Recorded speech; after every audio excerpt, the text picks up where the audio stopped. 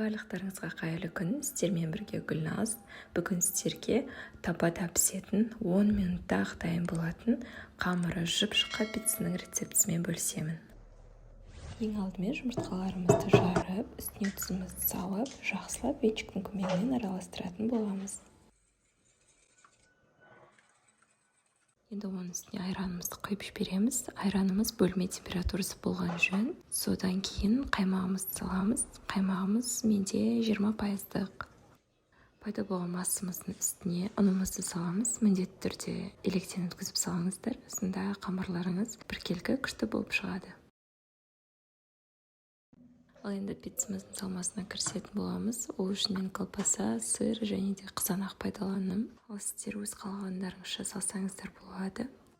Рецептімізге қажетті барлық заттарды төменгі описание бөліміне жазып кететін боламын. Енді соусын жасауға кірісеміз. Ол үшін мен томат пастасын және майонез пайдаландым. Сіздер немесе томат пастасының орнына кетчуп қоссаңыздар болады. Қызып тұрған пешімізге табамызды қойып, үстіне сұйық майымызды құйып аламыз. Осылай кесточканың көмегімен барлығын бірдей етіп, жан-жағына дейін жағып шығамыз. Енді қамырымызды құйып бастаймыз. Мен тек қана жартысын ғана құйдым. Жартысын екінші пиццамызға алып қойдым. Себебі мен табам кішкентай болғандықтан, қамырымыз және де жұқа болып шығу үшін жеткілікті болды. Оның үстіне соусымыз жағып шығамыз. Кесточкамен жақсаңыздар, өздеріңізге ыңғайлы болады.